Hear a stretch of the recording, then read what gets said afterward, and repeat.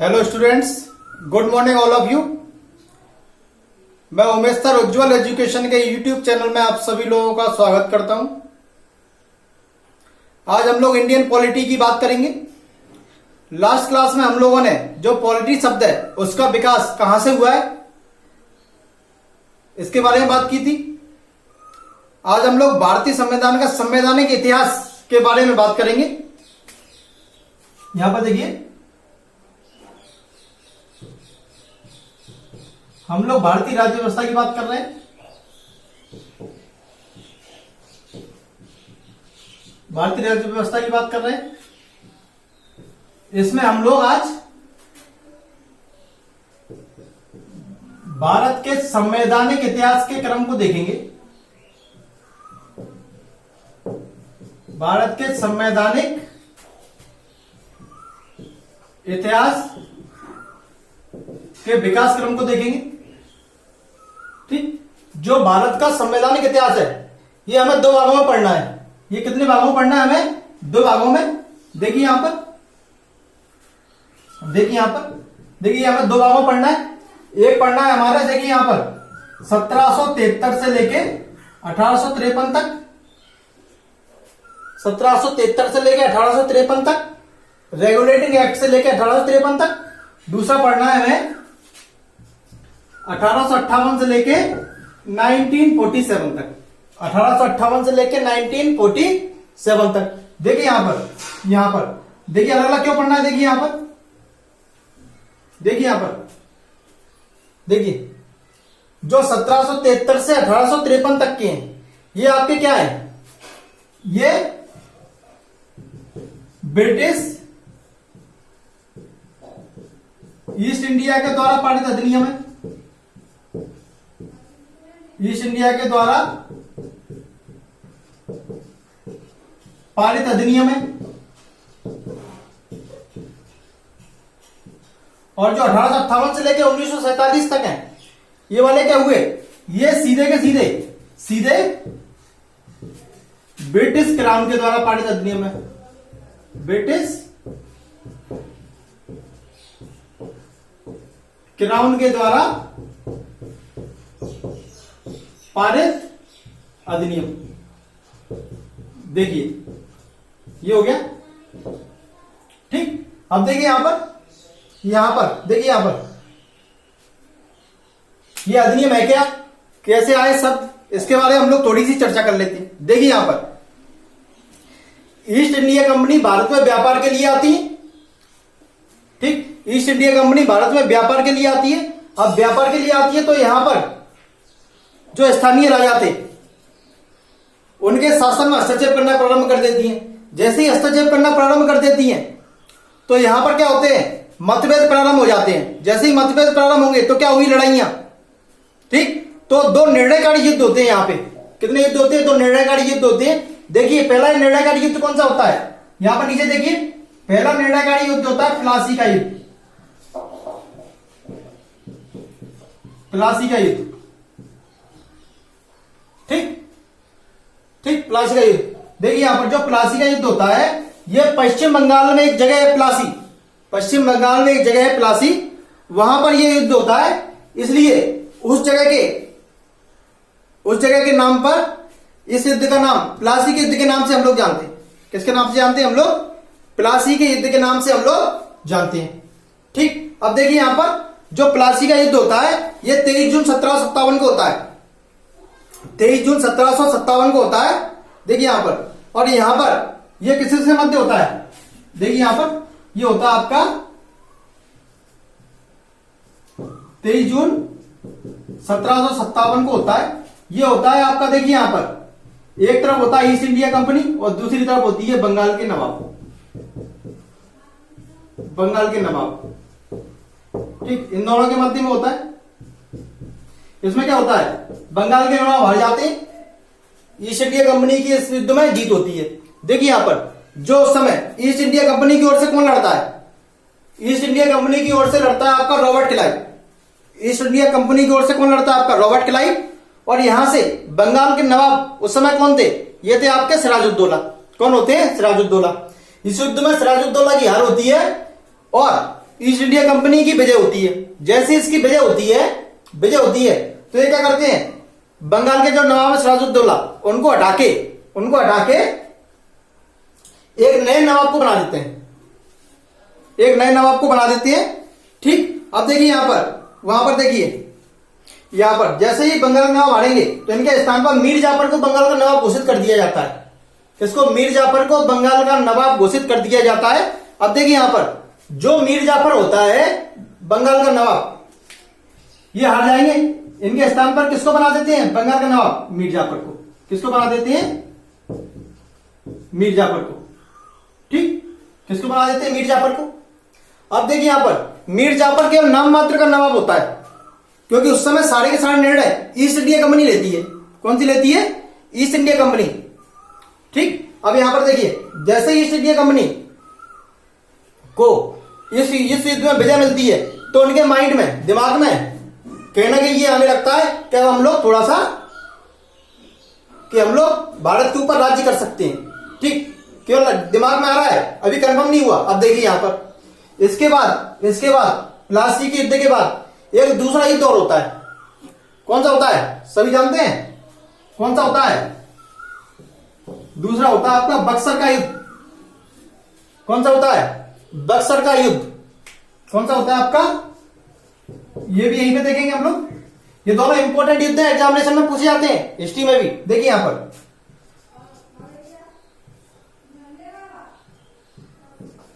बक्सर का युद्ध, बक्सर का युद्ध। अब देखिए यहां पर जो बक्सर का युद्ध है, देखिए बक्सर कहां है, बक्सर कहां है, बक्सर बिहार की एक सिटी का नाम है, वहीं पर यह युद्ध होता है, इसलिए उस सिटी के नाम के ऊपर ही इसे बक्सर के युद्ध के नाम से जानते हैं। देखिए क्या होता है, सब लोग जानते हैं, बक्सर के 1764, ये होता है आपका 22 अक्टूबर 1764, 22 अक्टूबर 1764। अब देखिए जो बक्सर का युद्ध होता है, ये देखिए ईस्ट इंडिया कंपनी और आपका संयुक्त सेना के मध्य होता है। किसके मध्य होता है, संयुक्त सेना के मध्य होता है, ठीक। अब देखिए यहां पर ईस्ट इंडिया कंपनी और संयुक्त सेना के मध्य होता है। देखिए यहां पर जो ईस्ट इंडिया कंपनी की ओर से, ईस्ट इंडिया कंपनी की ओर से हेक्टर मुनरो लड़ते हैं। कौन लड़ता है, हेक्टर मुनरो। और यहां पर जो संयुक्त सेना है, उस समय भारत में जो बड़ी बड़ी रियासतें थी, जैसे मुगल हुए, जब मुगल बादशाह, अवध के नवाब और बंगाल के नवाब, इन तीनों की संयुक्त सेनाएं लड़ती हैं और उन तीनों की संयुक्त सेनाओं को ईस्ट इंडिया कंपनी के द्वारा हरा दिया जाता है, ठीक। अब देखिए यहां पर जो संयुक्त सेनाएं, वो देखिए कौन कौन सी है। पहली बात करा मुगल, तो उस समय मुगल बादशाह कौन होता है, शाह आलम द्वितीय। उस समय मुगल बादशाह कौन से होते हैं आपके, शाह आलम द्वितीय। कौन होता है, शाह आलम द्वितीय।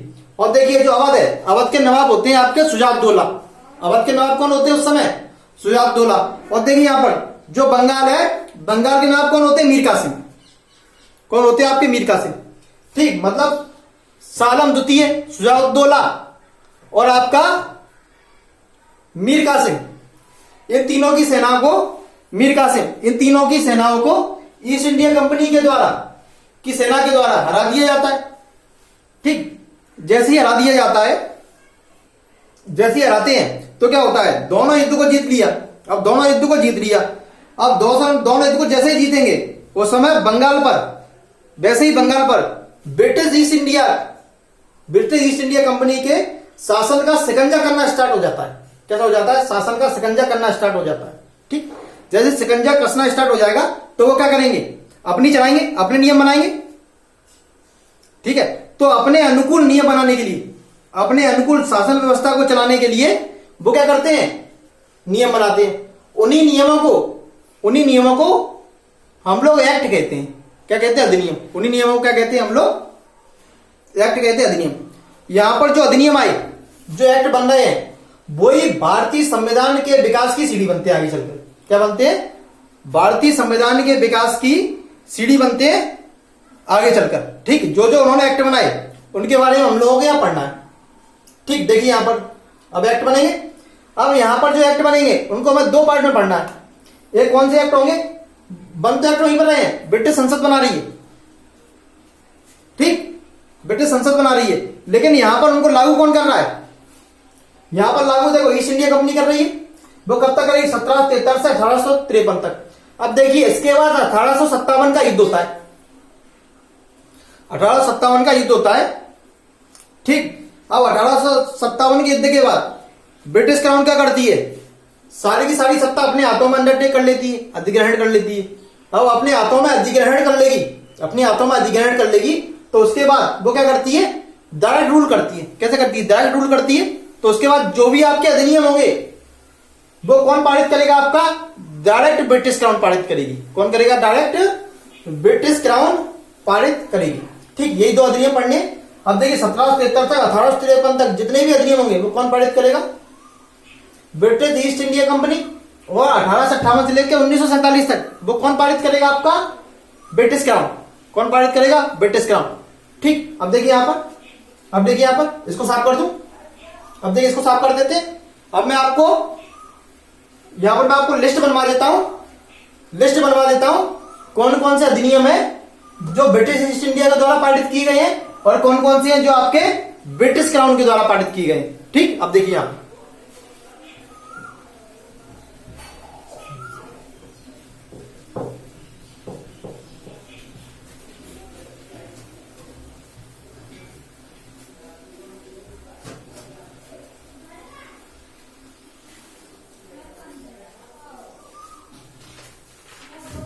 देखिए यहां पर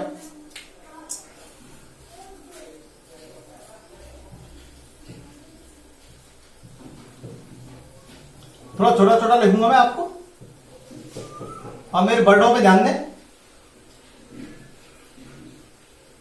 भारत का संवैधानिक इतिहास का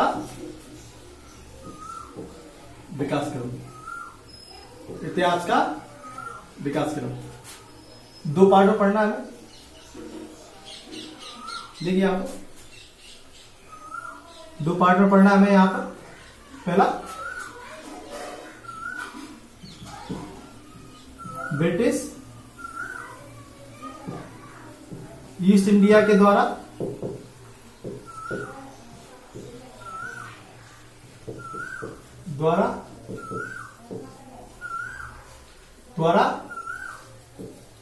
पारित अधिनियम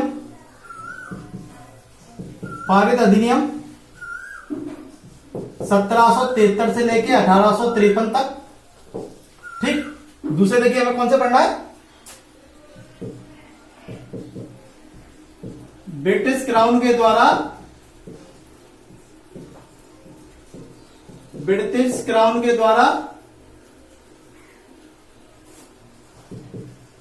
पारित अधिनियम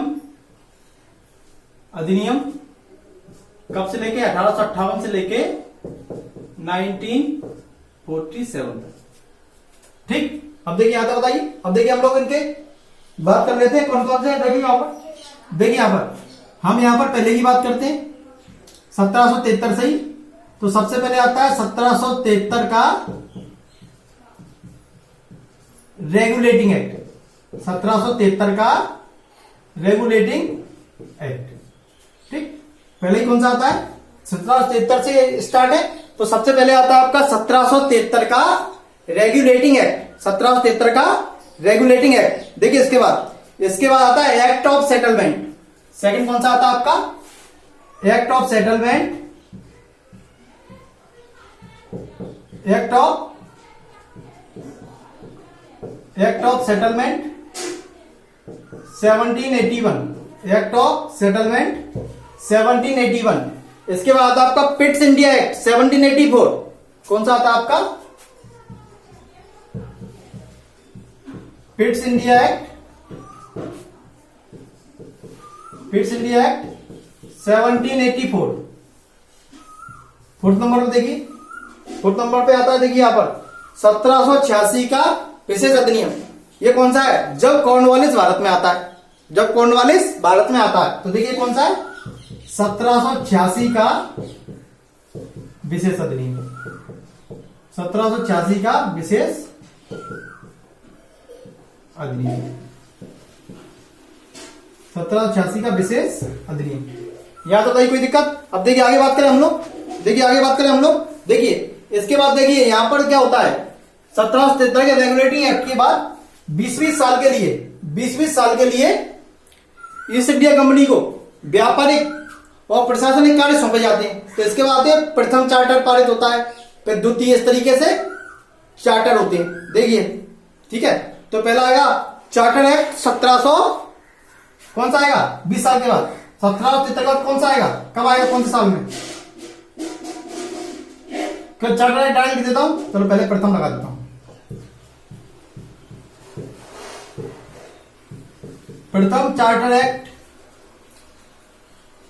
1793, 6 नंबर पे देखिए कौन सा आएगा, 6 नंबर पे आएगा चार्टर एक्ट 20 साल के बाद, हर 20 साल के बाद आना है। ठीक है, ये 4 आते हैं। देखिए यहां पर चार्टर एक्ट 7 पे चार्टर एक्ट और 8 पे चार्टर एक्ट। कब आएंगे 20-20 साल बाद? देखिए 1753 के बाद 1813, फिर 1833 और फिर ये 1853। ठीक, 4 चार्टर आते हैं। ठीक, प्रथम कब आता है 1793 में, फिर 20 साल बाद दूसरा, फिर 20 साल बाद तीसरा, फिर 20 साल बाद चौथा। यहां तो बताइए कोई दिक्कत? इनको हम लोग आगे चल के पूरा डिटेल में पढ़ेंगे। ठीक, आगे चल के इनको हम लोग क्या करेंगे, पूरा डिटेल में पढ़ेंगे। अब देखिए यहां पर अब 1853 के बाद सीधे कौन सा आता है, 1858 का भारत शासन अधिनियम 1858। ठीक, कौन सा आता है आपका, भारत शासन अधिनियम 1858। ठीक, जैसे ही 1857 के बाद ब्रिटिश क्राउन भारतीय शासन व्यवस्था को, भारतीय शासन को अपने हाथों में लेती है, तो उसके बाद कौन सा आता है, पहला आता है आपका भारत शासन अधिनियम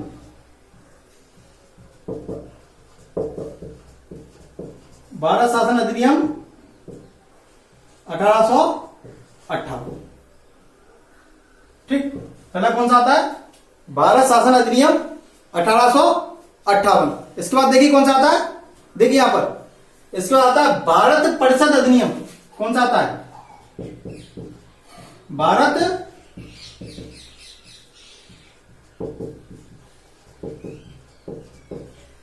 भारत परिषद अधिनियम।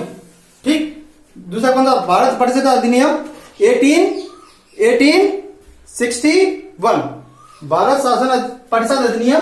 फिर कौन सा आएगा आपको 1861। यहां तक भाई कोई दिक्कत? थर्ड नंबर पे देखिए, थर्ड नंबर पे देखिए कौन सा आता है, भारत परिषद अधिनियम 1892। फिर कौन सा आएगा, भारत, बहुत सारे अधिनियम पारित होते हैं,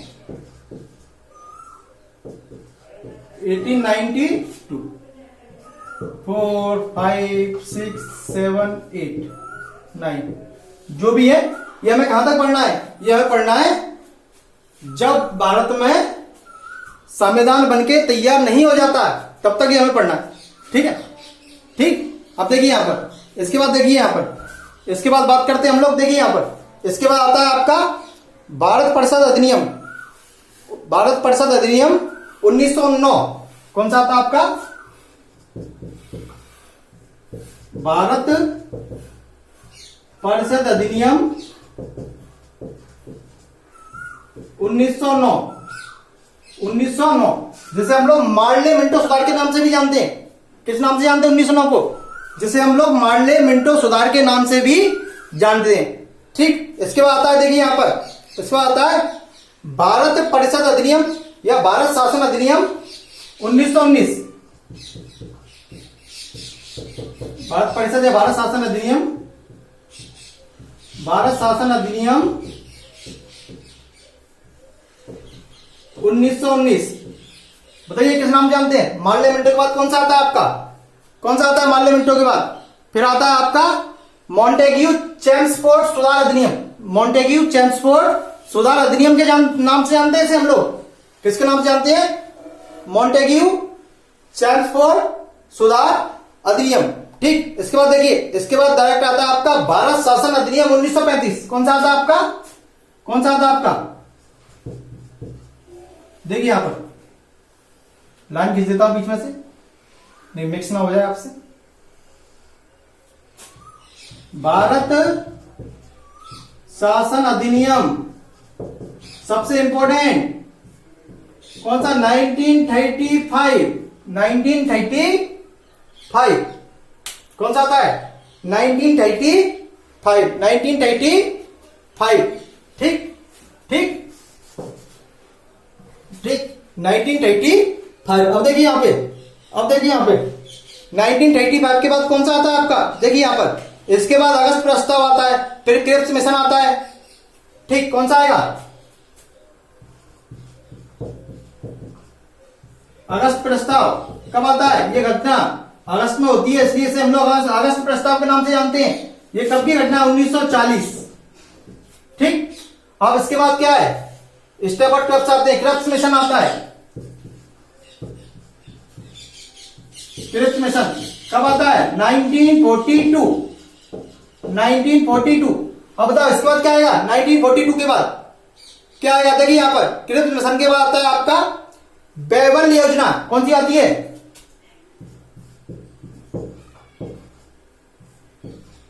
बेवल योजना। ये कब आती है? ये बताइए, बताइए यार कब आती है? ये आती है आपकी 1943। कब आती है आपकी? 1943। ठीक, 1943। इसके बाद होता है शिमला समझौता। क्या होता है? शिमला समझौता या शिमला सम्मेलन कब होता है? 1945। ये 1943। इसके बाद शिमला समझौता या शिमला सम्मेलन, शिमला सम्मेलन 1945। 1945। अब देखिए इसके बाद कौन सा होता है? 11 नंबर पे हम लोग बात करते हैं, कौन सा है? इसके बाद होता है आपका क्या आता है? Cabinet mission. क्या आता है? कैबिनेट मिशन कब आता है? 1946। यहां तो बताइए कोई दिक्कत? अब देखिए ये होगा हमारे पास अधिनियम। इतने हम लोगों को पढ़ना है, इतने हम लोगों को कवर करना है यहां पे। ठीक, आज के लेक्चर में हम लोग देखिए, आज के लेक्चर में हम लोग किसकी बात करेंगे? 1773 के रेगुलेटिंग एक्ट की। फिर धीरे धीरे हम लोग आगे बढ़ते चलेंगे। ठीक है, साफ कर दो इसको, हम लोग साफ कर दे। ठीक, आप लोग नोट डाउन कर लेना। ठीक, साफ कर दे। देखिए यहां पे, देखिए यहां पर एक चीज आ रही है अधिनियम, और सभी लोग जानते हैं अधिनियम, जानते हैं। चलो मैं आपको स्टार्ट करने से पहले ये क्लियर कर देता हूं कि अधिनियम होते क्या है, कि अधिनियम होते क्या है। ठीक, देखिए यहां पे क्या अधिनियम होते क्या है। ठीक, देखिए यहां पे, देखिए यहां पे दो चीजें होती हैं, दो चीजें होती हैं। एक होता है हमारा एक्ट और एक होता है हमारा बिल। एक होता है एक्ट और एक होता है हमारा बिल। एक्ट को हम लोग क्या बोलते हैं? अधिनियम। एक्ट को क्या बोलते हैं हम लोग? अधिनियम। और बिल को बोलते हैं हम लोग विधेयक। क्या बोलते हैं हम लोग? विधेयक। ठीक, देखिए यहां पे, अब देखिए दोनों में डिफरेंस क्या है? दोनों में डिफरेंस क्या है? ध्यान से सुनना। देखिए दोनों में डिफरेंस क्या है। देखिए यहां पे, देखिए यहां पे, जब देखिए जब कोई भी कानून बनाते हैं, जब कोई भी कानून बनाते हैं तो कानून बनाने से पहले हम लोगों को क्या करना पड़ता है? एक विधेयक लाना पड़ता है। उस विधेयक को परमिशन मिल जाती है लोकसभा या राज्यसभा में। ठीक, किसी भी सदन से परमिशन मिल जाती है, फिर आगे चला जाता है। यदि सदन में 2/3 बहुमत से पारित हो जाता है तो वो विधेयक क्या होता है? अधिनियम बन जाता है। तो वो विधेयक क्या होता है? अधिनियम बन जाता है। क्लियर? देखिए जैसे हमें कोई कानून बनाना है, जैसे हमें कोई कानून बनाना है, ठीक, तो उस कानून को बनाने के लिए सबसे पहले हमें क्या करना पड़ेगा? सदन में प्रस्ताव लेके आना पड़ेगा। ठीक, अब जो प्रस्ताव है, जो प्रस्ताव आएगा वो बहुमत से क्या होना चाहिए? पारित। जब बहुमत से पारित हो जाएगा वो प्रस्ताव, तो प्रस्ताव क्या बन जाएगा, कानून बन जाएगा, अधिनियम बन जाएगा। ठीक, उसे क्या कहते हैं हम लोग, अधिनियम। उसे क्या कहते हैं हम लोग, अधिनियम। ठीक, अब देखिए इसको साफ कर देता हूं, इसको साफ कर देता हूं। फिर आगे हम लोग आज बात करते हैं 1773 के रेगुलेटिंग एक्ट की। हम लोग किसकी बात करते हैं, पहले की बात करते हैं हम लोग 1773 का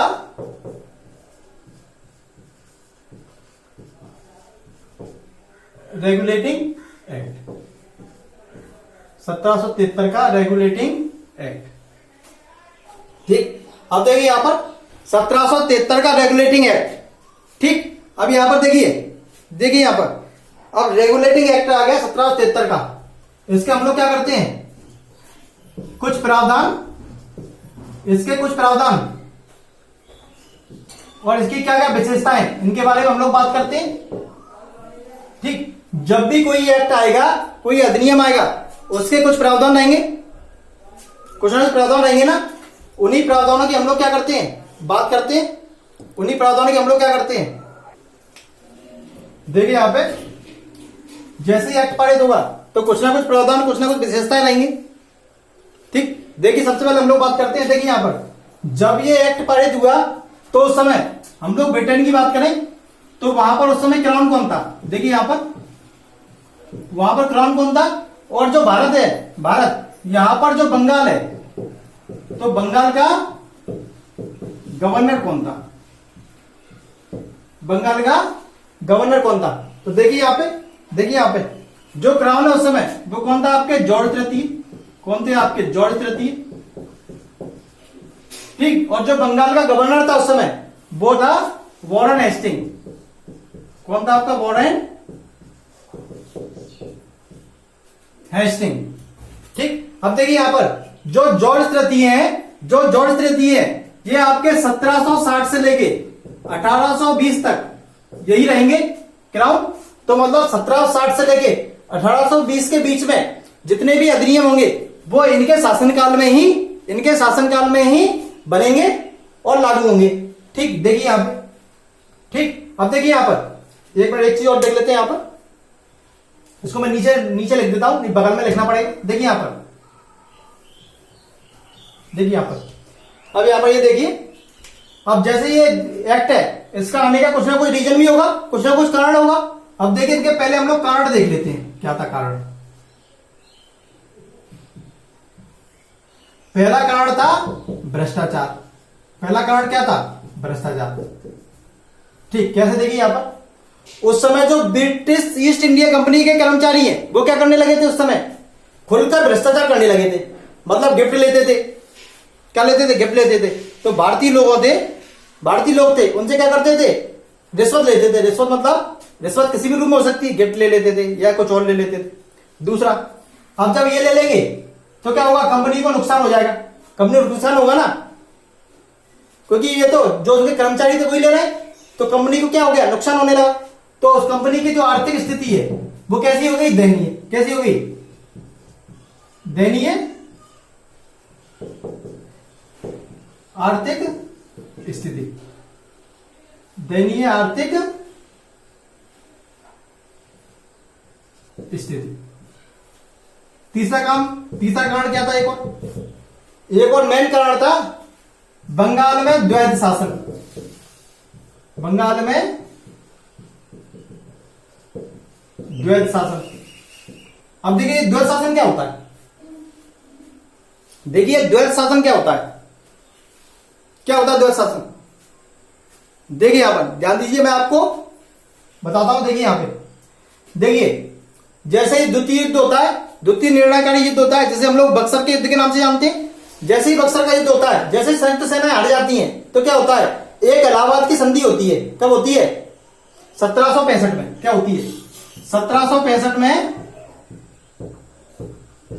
इलाहाबाद की संधि होती है। इलाहाबाद की संधि होती है। ठीक, इलाहाबाद की संधि होती है, इसमें प्रावधान आता है। और जो बंगाल है उसमें द्वैध शासन की शुरुआत होती है। उसमें क्या होती है, द्वैध शासन की शुरुआत होती है। देखिए कैसे होता है, यहां पर जैसे ही अंग्रेज जीत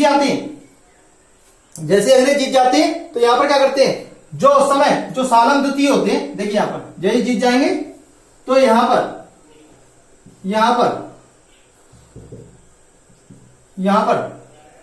दो तरीके की व्यवस्थाओं की बात करते हैं हम लोग। ठीक है, दो तरीके की प्रशासनिक व्यवस्थाएं होती हैं। देखिए, एक तो होती है आपके दीवानी अधिकार होते हैं कुछ ना कुछ, और दूसरे होते हैं निजामत के अधिकार। दूसरे एक कौन से होते हैं? निजामत के अधिकार। और दीवानी अधिकार मतलब क्या होता है? जो संपत्ति का अधिकार होता है। और निजामत माने क्या होता है? जो शासन संबंधी या प्रशासनिक अधिकार होते हैं। देखिए, दो तरीके की शासन व्यवस्थाएं होती हैं। एक होती है हमारी, एक तो देखिए यहां पर 1765 में इलाहाबाद की संधि के पास, अब देखिए यहां पर जो दीवानी अधिकार होते हैं, जो संपत्ति का अधिकार होता है, जो संपत्ति का अधिकार होते हैं, वो तो ईस्ट इंडिया कंपनी अपने पास रख लेती है। मतलब जो पैसा आएगा वो कौन रखेगा? East India company. दूसरा, निजामत के अधिकार, निजामत के अधिकार, यह शासन संबंधी अधिकार कौन सा होता है? शासन संबंधी अधिकार। ठीक, यहां पर देखिए जो दीवानी अधिकार होते हैं वो तो ईस्ट इंडिया कंपनी अपने पास रखती है। ठीक, और दूसरा जो निजामत के अधिकार होते हैं, जो शासन संबंधी अधिकार होते हैं, वहां पर जो प्रशासनिक व्यवस्थाएं चलानी है, कैसे शासन करना है, ठीक, वो क्या करती है? वो वहां पर जो मुगल बादशाह थे सालम द्वितीय उनको दे दी जाती, और उन्हें प्रथम पेंशन भोगी मुगल बादशाह बना दिया जाता है। ठीक, उन्हें पेंशन पर बेचकर ये सारे अधिकार दे दिए जाते हैं। बोल दिया जाता है कि ये आपकी इतनी पेंशन रहेगी, आपको महीने में इतना भुगतान होगा, और आपको वहां पर शासन प्रशासन व्यवस्था देखनी है, और जो भी पैसा आएगा, जो भी रेवेन्यू कलेक्ट होगा, वो क्या है? वो ईस्ट इंडिया कंपनी अपने पास रखती थी। ये कौन रखती थी? ये ईस्ट इंडिया कंपनी अपने पास रखती थी। और यहां पर कौन देख रहा था? जो मुगल बादशाह थे ये उनको दे दिए थे। कौन थे मुगल बादशाह? सालम द्वितीय। लिख लेता हूं, नीचे नोट डाउन कर लेना। प्रथम पेंशन होगी, प्रथम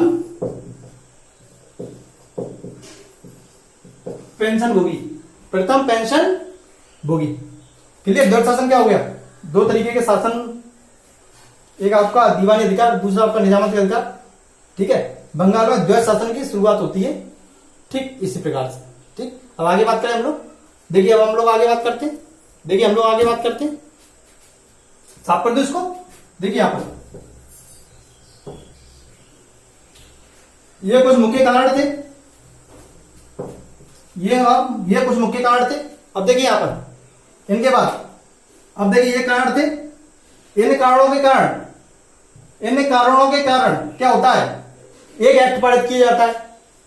ठीक, कौन सा एक्ट होता है? 1773 का रेगुलेटिंग एक्ट। अब देखिए इसके प्रावधानों की बात करते हैं हम लोग। क्या, किसकी बात करते हैं हम लोग? प्रावधान। क्या थे इसके प्रावधान? देखिए, पहले प्रावधान की बात करते हैं हम लोग। पहला प्रावधान क्या था? यहां पर देखिए, पहला प्रावधान यही होता है। यहां पर जो बंगाल का नवाब है, जो बंगाल का गवर्नर जनरल है, बंगाल के गवर्नर को, जो बंगाल के गवर्नर है उसे गवर्नर जनरल नाम दिया गया। क्या कहा गया? जो बंगाल का गवर्नर है उसे गवर्नर जनरल बना दिया गया। क्या कहा गया? देखिए यहां पर बंगाल के गवर्नर को गवर्नर जनरल बना दिया गया। मतलब क्या किया गया? इसे मुख्य गवर्नर बना दिया गया। क्या बना दिया गया? इसे मुख्य गवर्नर बना दिया गया। अब देखिए यहां पर उस समय बंगाल का गवर्नर कौन था? Lord Warren Hasting. जब वॉरेन हेस्टिंग उस टाइम पे गवर्नर है, तो गवर्नर जनरल भी कौन बनेगा? Lord Warren Hasting.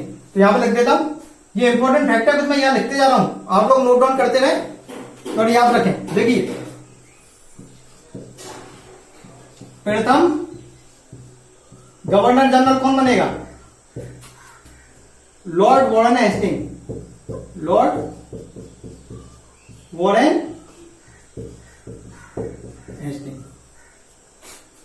देखिए यहाँ पर। अब देखिए सेकंड नंबर, दूसरे नंबर पे क्या होता है, देखिए आप दूसरे नंबर पे क्या होता है, देखिए यहाँ पर, देखिए यहाँ पर एक और काम क्या होता है, एक और अच्छा काम क्या होता है, इंपॉर्टेंट फैक्ट है ये सारे लिखा रहा हूं मैं। कलकत्ता में सुप्रीम कोर्ट की स्थापना की जाती है। कलकत्ता में देखिए यहां पर इसी एक्ट के द्वारा कोलकाता में सुप्रीम कोर्ट की स्थापना, सुप्रीम कोर्ट की स्थापना क्या किया था, कलकत्ता में सुप्रीम कोर्ट की स्थापना। ये कब की जाती है, 1774 में। कब की जाती है, 1774 में। अब देखिए यहां पर इंपॉर्टेंट फैक्ट, यहां पर मुख्य न्यायाधीश, यहां पर मुख्य न्यायाधीश किसे बनाया जाता है, एलिजा इम्पे को। किसको बनाया जाता है, एलिजा इम्पे को। यहां पर देखता हूं होता है मुख्य न्यायाधीश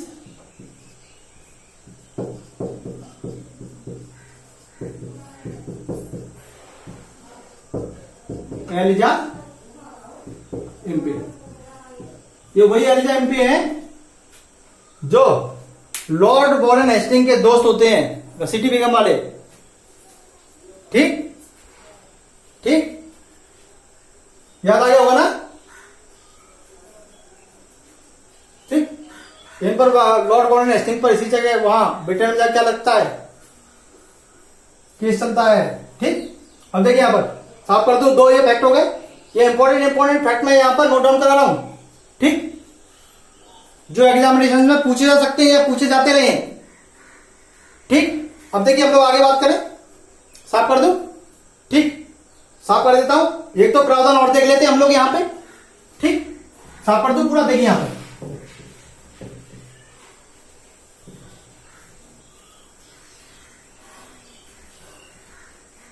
दो प्रावधान हो गए। एक तो प्रावधान और देख लेते हैं। देखिए यहां पर एक और अच्छा काम होता है, क्या होता है, देखिए यहां पर जो यहां पर देखिए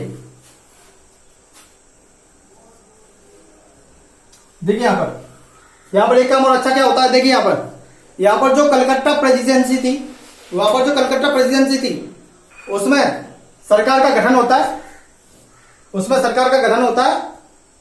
और वहां पर उसकी मदद के लिए 4 सदस्यों वाली कार्यकारी परिषद का गठन किया जाता है। किसका, ये काम और होता है, 4 सदस्यों वाली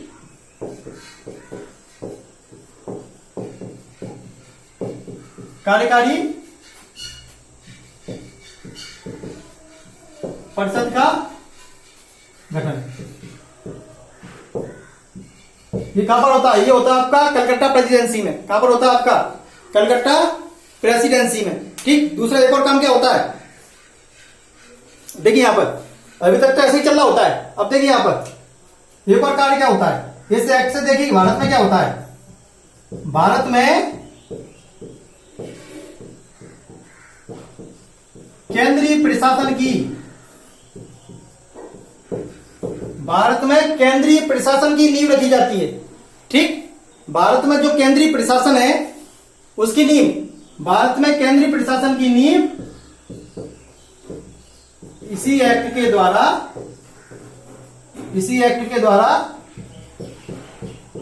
रखी जाती है। देखिए यहां पर, देखिए क्या होता है। अभी तक तो ऐसे ही शासन व्यवस्था चल रही थी। अब जैसे ही भारत का जो प्रशासनिक व्यवस्था है ब्रिटिश गवर्नमेंट अंडरटेक करेगी, अंग्रेजों के हाथों में जाएगी, तो वो क्या करेंगे, सबसे पहले कुछ ना कुछ नियम बनाएंगे। अब जैसे ही नियम बनाएंगे वो सेंट्रलाइज लेवल पर लागू होंगे। ठीक है, तो सबसे पहला नियम है वो यहीं से लागू होते हैं। ठीक, तो इस नियम के बाद ही क्या होगा, जो भारत है उसमें केंद्रीय प्रशासन की नींव रखी जाएगी। ठीक है, क्या रखी जाएगी, केंद्रीय प्रशासन की नींव रखी जाएगी। यहां तक भाई कोई दिक्कत। अब आगे बात करें हम लोग, आगे और बात करें, एक फैक्ट की और बात कर लेते हैं हम लोग। ठीक है, यहां पर एक फैक्ट की और बात कर लेते हैं हम लोग।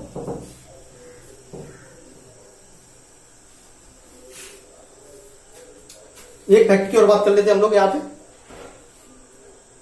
ठीक, देखिए और क्या काम होता है।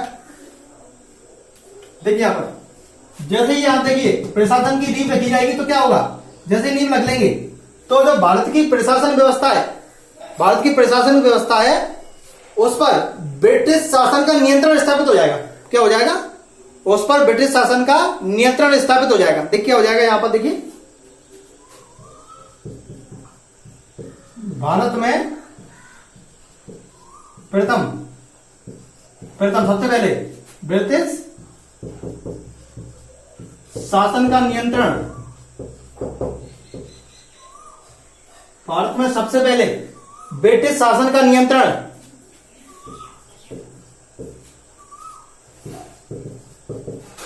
इस एक्ट के द्वारा स्थापित किया जाएगा। ठीक, अब देखिए लास्ट फैक्ट, और देखिए लास्ट फैक्ट में देखिए क्या होता है, एक बार और किया जाता है, जो ईस्ट इंडिया कंपनी है उसे 20 वर्षों के लिए व्यापारिक एवं राजनीतिक अधिकार प्रदान कर दिए जाते हैं। 20 वर्षों हेतु एक अधिकार, मतलब कह दिया जाता है भारत में इन 20 सालों में जो भी कुछ होगा वो आपको देखना है। ठीक, यहां तो बताइए कोई दिक्कत, इससे रिलेटेड कोई भी क्वेरीज हो जो आप लोगों को क्लियर ना हो रही हो तो आप मुझे कमेंट बॉक्स में सेंड कर सकते हैं, या मेरे फेसबुक अकाउंट पे सेंड कर सकते हैं क्वेरीज, या आप लोग टेलीग्राम चैनल है मेरा उज्जवल एजुकेशन के नाम से, उस पर आप लोग सेंड कर सकते हैं या जुड़ सकते हैं। ठीक, आज के लिए इतना ही काफी है, धन्यवाद। इसके आगे हम लोग नेक्स्ट क्लास में हम लोग क्या करेंगे, इसके आगे के जो एक्ट है उनके बारे में बात करेंगे। ठीक है, धन्यवाद।